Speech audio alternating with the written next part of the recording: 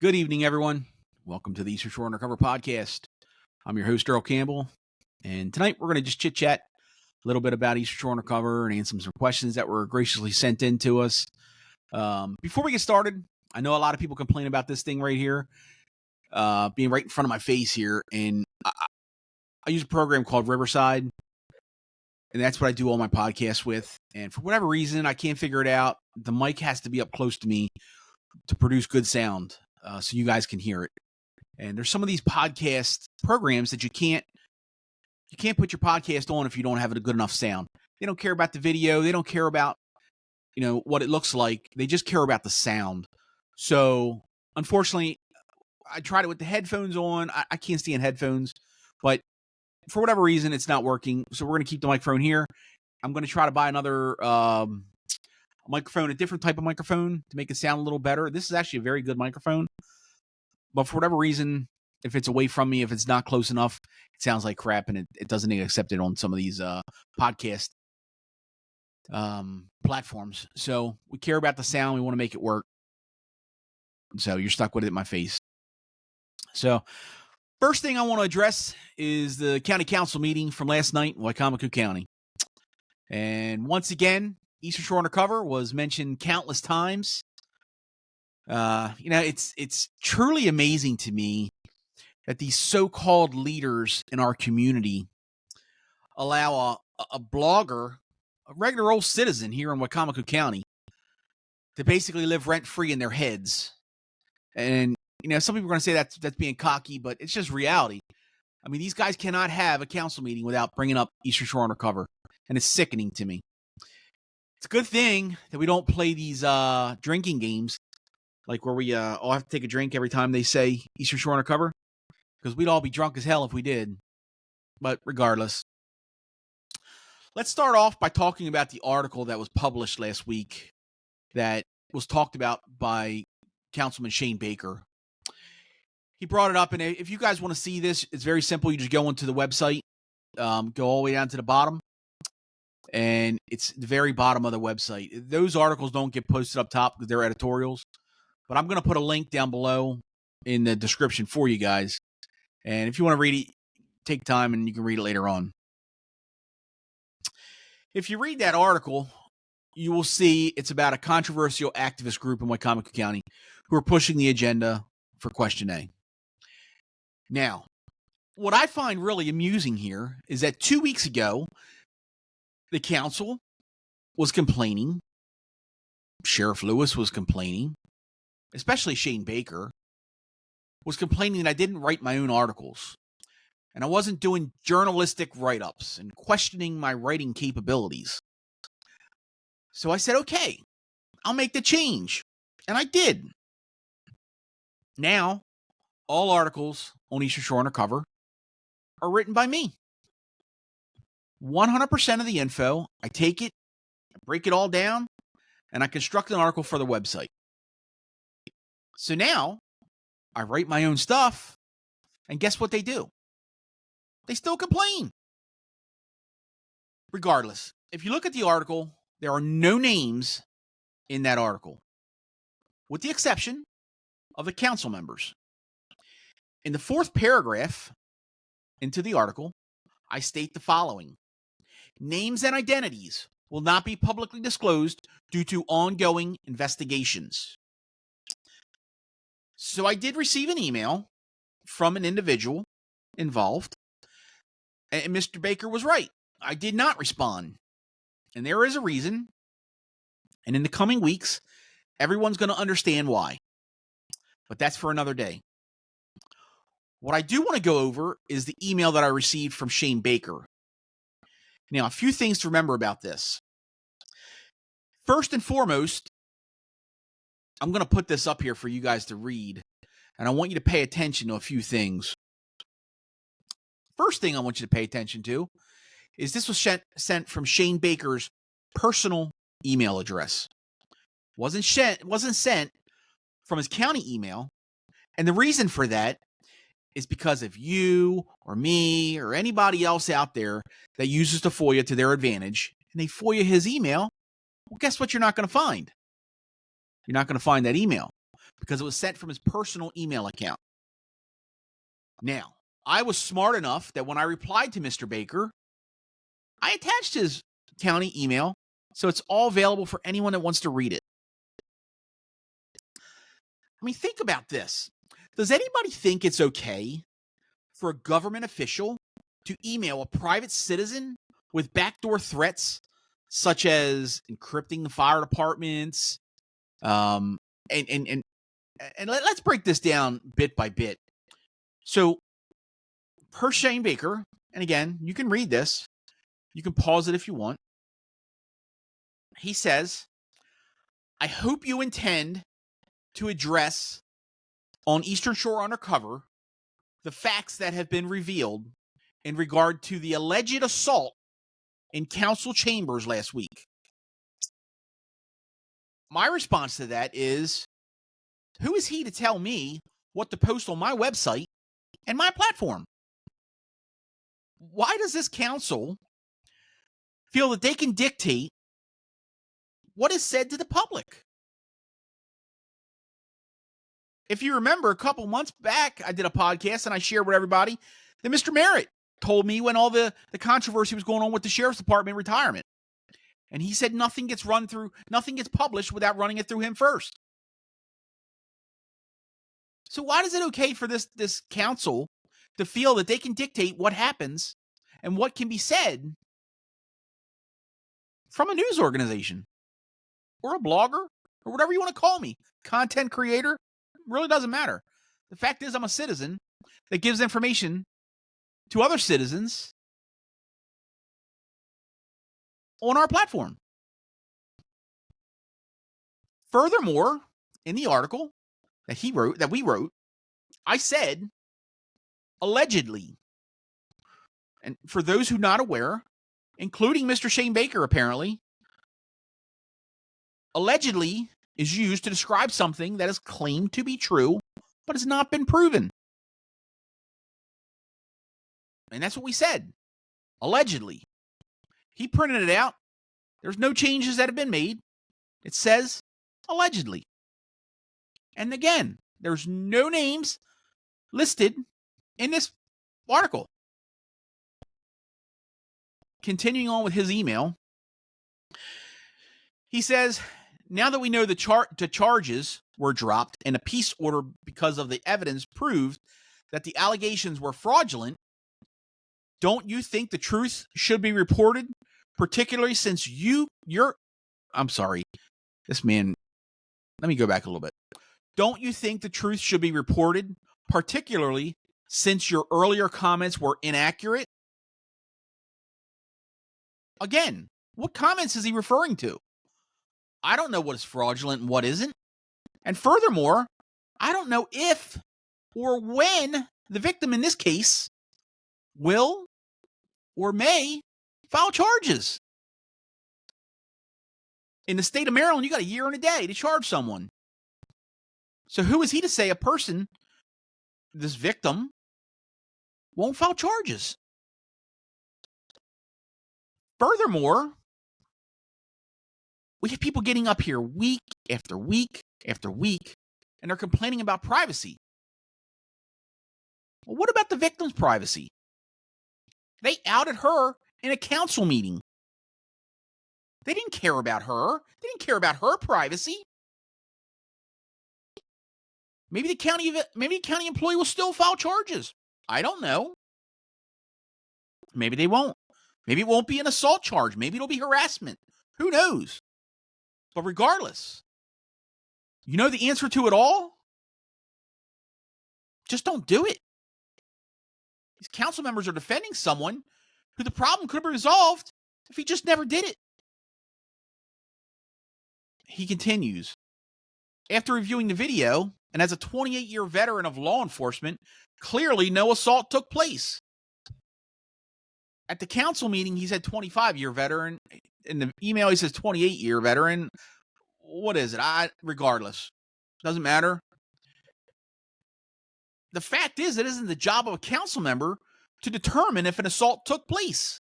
That is for a judge to determine. If the victim moves forward with the charges, which I don't know if they will or if they won't, But if they do, I can assure you, Councilman Shane Baker will have no say-so in the matter.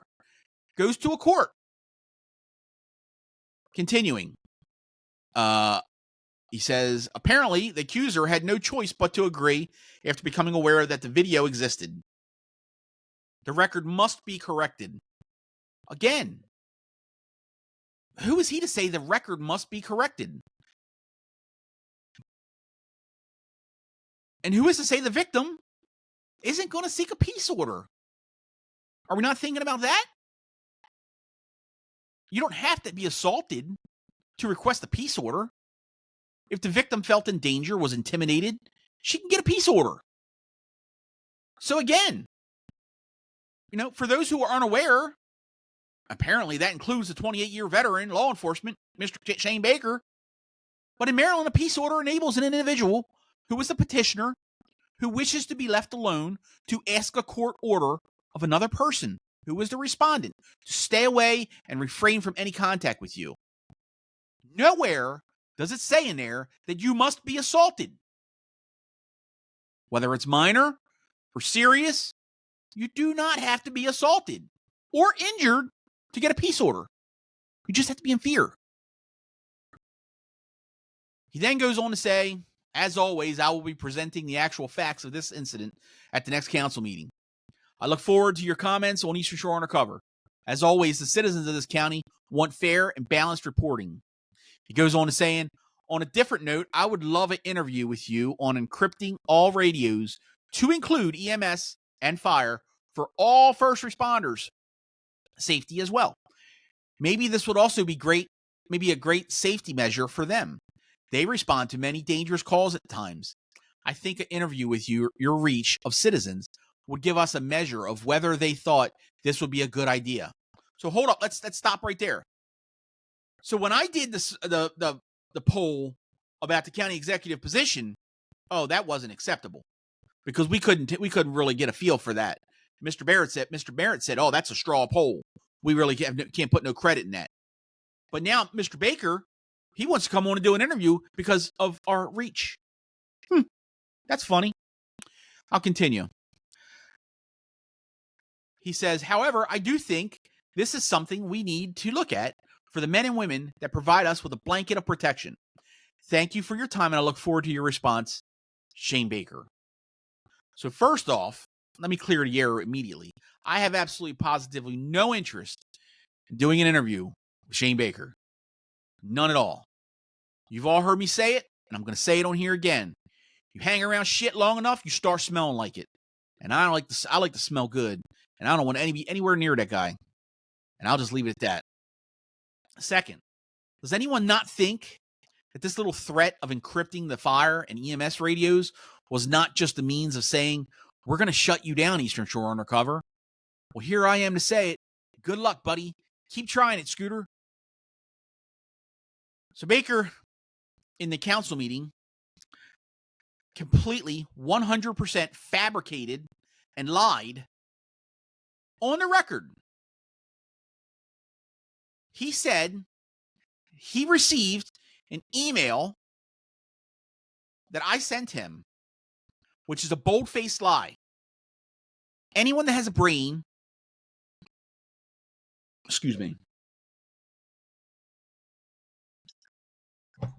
anyone that has a brain and who reads my posts in the morning can go through my pictures just a couple days ago, and I did a good morning post. And you will see verbatim what Shane Baker says compared to what I put on my good morning post. That was not sent to Shane Baker. He allegedly doesn't have a Facebook account, but here last 40 minutes, I've been getting slammed with messages saying, I guess he opened up his account back up. I just got another one. I don't know if he did or not. I was friends with him probably, 4 months ago, 6 months ago. I got rid of that guy a long time ago, and I don't want anything to do with him. I'm not friends with him on Facebook, and I can assure you I'm not going to be friends with him. But apparently, somehow, some way, he had a way to, read my Good Morning Post because that's what he read, not an email that I sent him. Baker then goes on to crying about the facts are there. Are they his facts? And then he said, and this was really good. He then said that I didn't even call the suspect, the individual that was being referred to, or reply to an email. When did it become a law that I must call anyone or respond to any email to anyone? I run my business how I want to run it, not how Shane Baker says I need to run it. Shane Baker does not dictate how I operate Eastern Shore Undercover.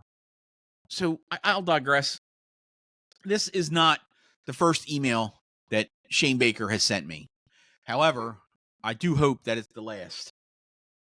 I did respond to Shane Baker when he sent me the email from his personal email account. As I said, I attached his county email to the CC. I also attached every member of the county council, and I also attached the county executive so that they're all aware. I don't want this guy contacting me anymore. I'm done with him. He's childish. He is a poor leader, and I don't want anything to do with him. If he needs help from the government standpoint, and he needs me to help with getting exposure out there for something, if it benefits the community, I'll do it. For no other reason does that guy have any reason to contact me. So in my email, I will read you what I said to him so everybody is aware. Where we at here? Hold on here, folks. Here we are. Councilman Shane Baker, I hope this message finds you well. I'm contacting you today to make a simple request. Please refrain from sending any further personal emails to my account. While I appreciate the notion of open communications, there is a fine line between professional correspondence and personal ones, unless it pertains to county business matters, in which case your county email address should be used for transparency and due process. I have added your county email address, as well as the county council and the county executive, to this email chain. Please respect my wishes to keep our communication strictly professional. As far as your claim of an alleged assault, I'm not sure what information has been revealed. I'm not privy to that info, nor do I care to know. That is not my business. What I do know is that in Maryland, a victim has a year and a day to charge someone, and as a 28-year veteran, 25, 22, however many, you should know that. Your suggestion on a podcast interview about encrypting the fire and EMS radios is noted. Your interest in encryption does not align with my current focus and priorities. Any energy directed towards matters that don't serve our community's interest is one that I'd prefer to spend elsewhere. Turning to the topic of encryption of fire and emergency services channels, I'm not interested in discussing things that will never happen in Wicomico County. I am confident in the impending legislation that will provide transparency for the citizens across this great state of Maryland. Thank you for your understanding and cooperation. Best regards. So I sent that to Mr. Baker. Like I said, I sent it to everybody else. I don't want the guy emailing me. I don't want him contacting me. I don't want him contacting me at all. There's no reason for him to bother a citizen about county issues. He needs to worry about Shane, not worry about Earl and Eastern Shore Undercover. So I hope that sort of sums it up with the issue with Shane Baker. What is sad is this guy is not only a council member, but he's also a Worcester County Sheriff's deputy who just can't stop bothering a citizen in the community. It's unbelievable. One more thing I want to mention, it was pretty comical. It shows you the basis of these county members, council members, and their dictatorships. So Shane goes on to complain about someone having a sign that said, "Vote against question A." And they had it in their vehicle, their personal vehicle, that was parked in a county parking spot. I beg you to go and listen to this whole ordeal about what he says. So think about this. Seriously. I want you to take this into consideration. If you go back and watch every single council meeting for the past 2 months, you will see and you will hear at least 3 to 4 council members of the council saying in a public platform in a government office building, vote for question A. For the past few weeks, we've heard up to 5 of them voice their opinion about voting for question A. But someone puts a sign in their vehicle, their personal vehicle, not a county vehicle, and the council complains about it. So ask yourself this. The council can get up there each week and physically say, we're voting for question A. We encourage you to vote for question A. They get their little supporters in there. Hey, vote for question A. But when one of the supporters for our county executive, Julie Giordano, and someone who supports the position of county executive places a sign in their personal vehicle, the council has an issue with it. Am I the only one that thinks this is crazy? Are these guys serious? I mean, if that isn't corruption at its finest and hypocrisy at its best, it's sickening.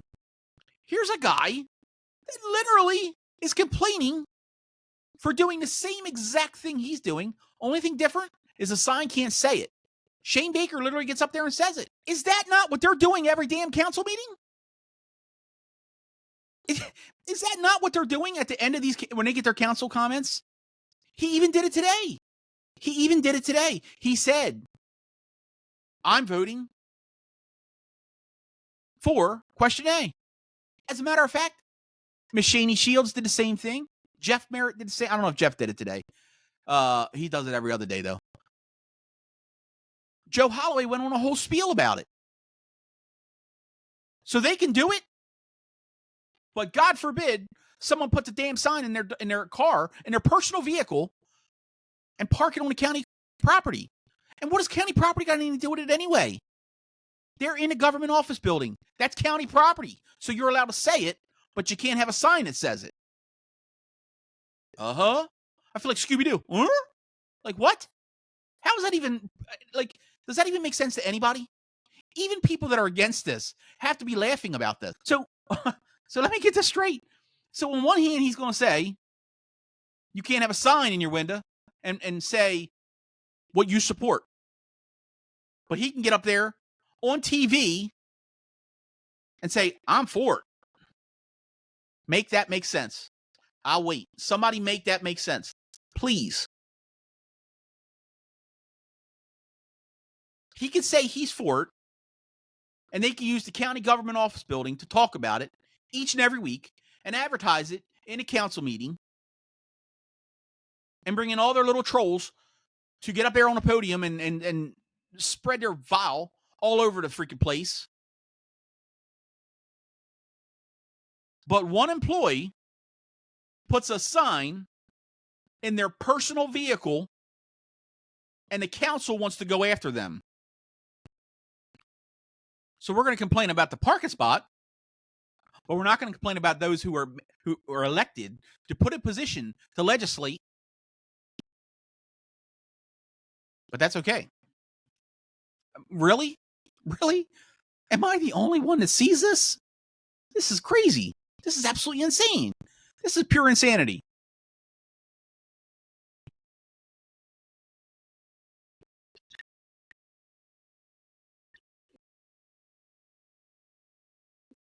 So let's see. Let's fix this here. Team A, who is the council, can say and do whatever they want, no matter where it is. It can be in a government office building, be on a council meeting, it be on TV. They can bring in flocks of people to support their initiative. They can do this every week. But Team B has one person that puts a sign in their personal vehicle where it's parked on county property, and we have an issue, and that needs to stop. Are you kidding me? Is that what we have become? Is this the type of leader you want running the county and leading the county? Think about it. They're trying to shut me down. They're trying to prevent information from getting out into the county, to the county citizens. They're doing everything they can to encrypt all the channels so no information is provided to the community. And now they're trying to shut up a county employee who is showing support for the county executive position? Am I the only one? I mean, I'm being serious here. If I'm wrong, say I'm wrong. Let me know your opinion in the comments. Drop it down below. Let me know. Let this guy know. He's got a Facebook page. He's had one the whole time.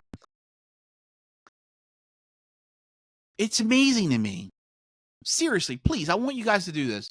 Put the comments down below on the YouTube page and on Facebook and where you can find it. And do me a favor, while you're there, great big favor to me.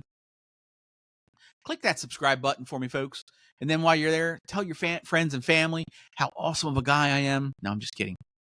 But seriously, if you hit that subscribe button, I would greatly appreciate it. It truly, truly helps us out on these videos and gets them spread out to more people. So I do appreciate that.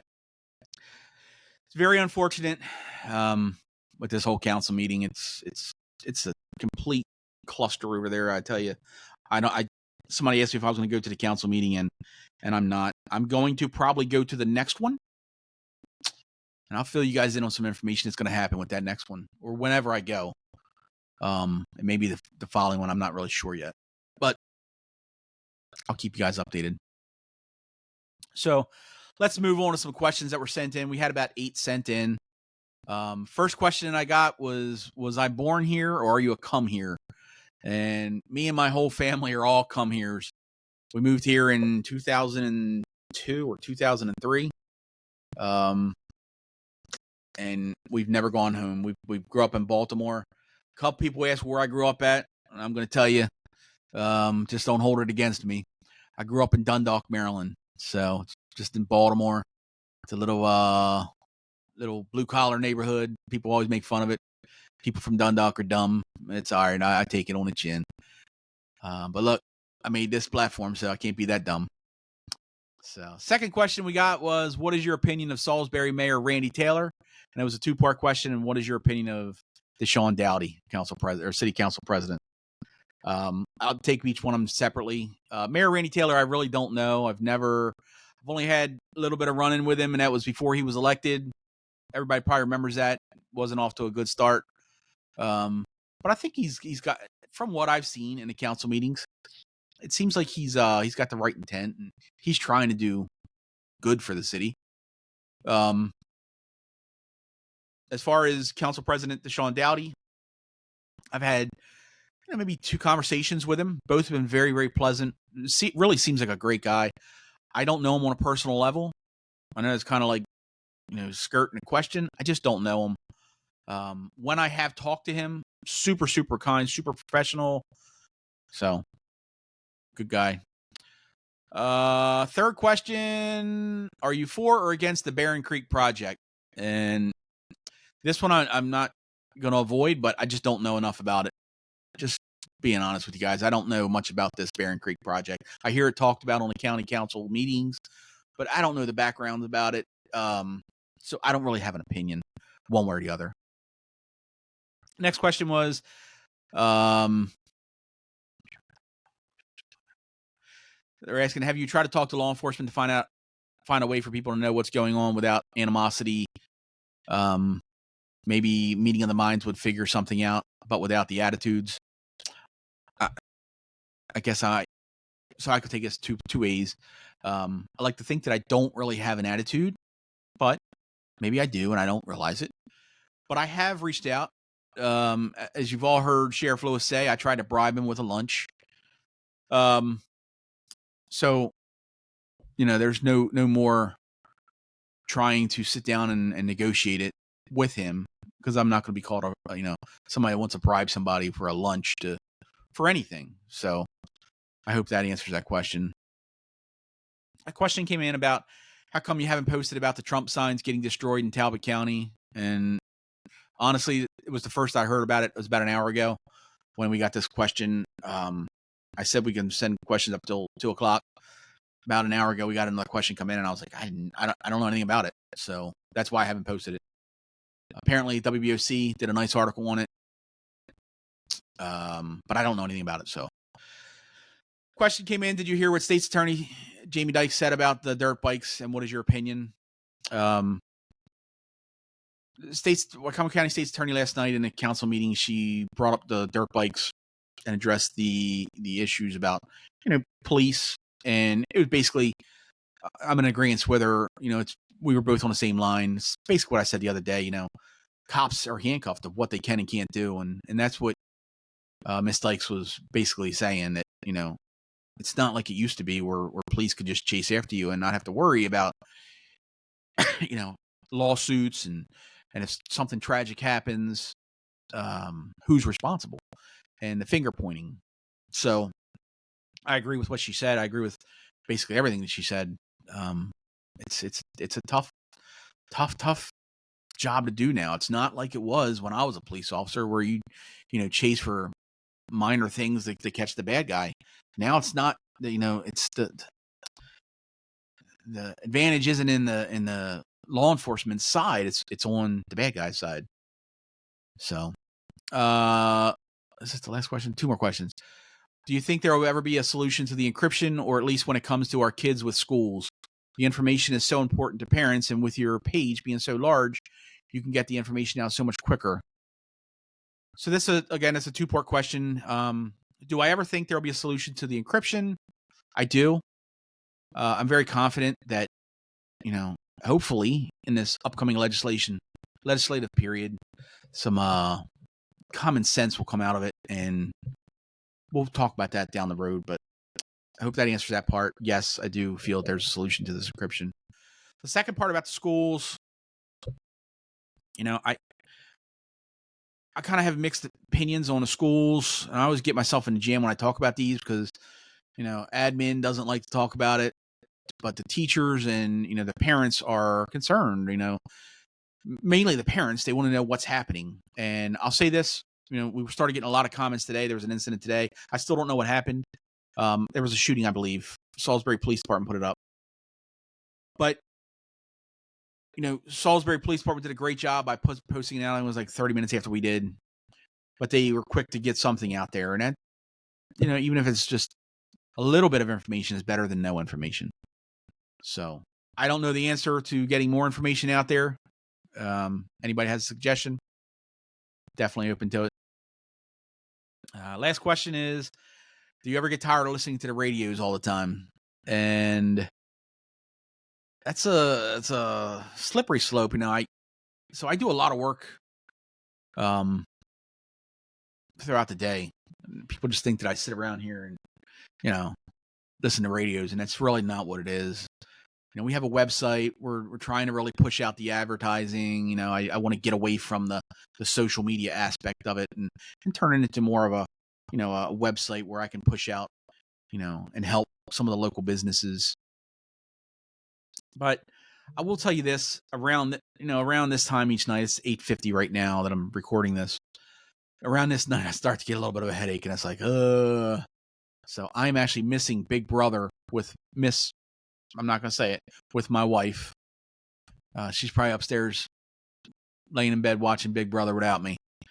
But regardless, at this time of night, I start to wear down, and unless something busy is happening or there's a hot call, it starts to give you a little bit of a headache. But I don't really get tired of it. I actually enjoy it.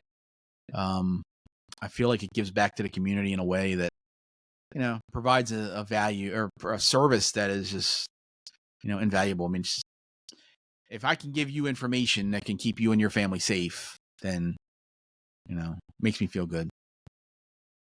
That's all the questions we have that were sent in. Thank everybody that sent them in. We do appreciate it. So I want to end the podcast tonight with this.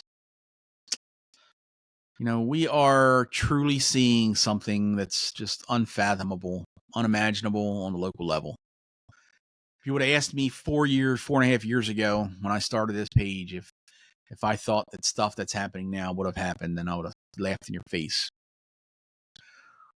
We're seeing politicians use their positions and leadership to completely shut out the citizens from all information when those people don't agree with what they're pitching. It's very unfortunate for citizens to have to tolerate what is being fed to us at these council meetings and anything attached to them. Think about this. When Eastern Shore Undercover was just a small page and, a small fish in a big old ocean, no one said a word. Wicomico County Sheriff Mike Lewis didn't have any issues with us. Worcester County Sheriff Matt Foley didn't have any issues with us. He used to send us messages and say, "Hey, will you post this for me?" Wicomico County Council member Jeff Merritt never had an issue with us. Matter of fact, he pulled me and my wife aside at the Parsonsburg Cash Bash and commended us of how awesome of a job we do. And he even said, I like your no-nonsense attitude where you don't put up with the BS. Wicomico County Council member Shane Baker never had an issue with us. No one had issues with transparency. No one had issues with encryption.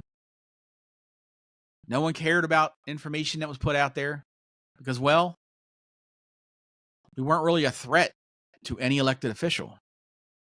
We were a small page, and no one took us serious. Now, 4.5 years later, we are at 126,000 Facebook followers. We're almost at 127,000 Facebook followers. We have 5,350 followers on Twitter or X, whatever you call it. We have 8,650 followers on Instagram. We have a website that's very strong with thousands of visits each day. And it's growing. But most of all, we have the heartbeat of the community here on the Eastern Shore. In the past 7 days, if you add up all of our content from Facebook, Twitter or X, Instagram, YouTube, TikTok, all of our social media platforms, all of them together, combined, we did 9.1 million engagements. Think about that. We did 7 million just on Facebook alone. And you know what? It scares the elected officials. It scares them because they know without any shadow of a doubt that we have a strong following. And the community isn't leaving us like this council expected. And the community leaders thought would happen once they encrypted the channels. People trust us. They appreciate what we do. They've learned that we give facts, not always opinions. And like in this podcast that I've presented, we always give evidence to support what we say. There's nothing that I hate more than when somebody comes up there and blabbers their mouth and says XYZ, but gives you no proof, no evidence, just rants off with the mouth about just about anything, and it isn't true. But in the society that we live in, perception is reality. So my promise to you today, tomorrow, well into the future, is I'm always going to give you my opinion, but I'm going to give you facts to back it up. And I'm going to give you the evidence and the proof to show you where I'm coming from. This past council meeting is about all the proof we need to make the right decision on November 5th, 2024. Corruption, lies, political posturing, threats to county employees. I could literally go on and on. But the reality is, it would take an absolute fool to vote for this ballot initiative. Do you want to be controlled and told what information you are allowed to hear? Do you want to be controlled and told what you may or may not say? Do you want to be controlled to the extent that you're not allowed to have a sign in your personal vehicles if you park it on a government property? Do I need to continue? Is it fair for citizens to be questioned of how they run their business? And if it isn't agreeable to the council, then you're accused of a bribe. What more do you need to know? And what's next? If we don't agree with the governor, are we going to try to overthrow his position and just get rid of it? What about the mayor in Salisbury? People disagree with him. They're going to get rid of the position? No, they're not.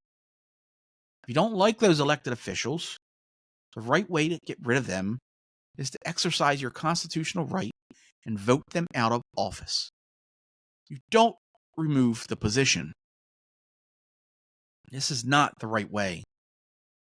When the council didn't get their way, when they lost in court multiple times, and we said it before they even attempted this nonsense that it was coming. The writing was on the wall.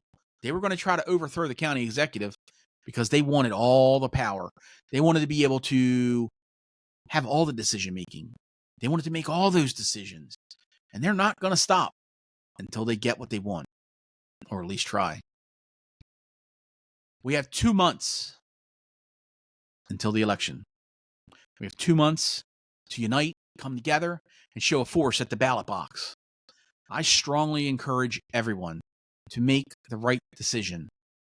Make the decision that works best for the people. If you want a voice, and if you care about your constitutional rights, and if you care about your vote that you exercised several years ago, then do it once again and vote against question A. Let's keep the county executive position. Let's make our voices heard. I want to thank everyone for tuning in tonight. Went a little bit longer than I expected, but regardless, I think it was well worth it, and we got a lot of good information out there. Please don't forget, before you check out, go down here and hit that YouTube subscribe button. It really helps me out. And if you don't mind, smash that like button for good measure. It will help get my content pushed out there. Have a great evening, and we'll see you back here next week on the Eastern Shore Undercover Podcast. Take care, everyone.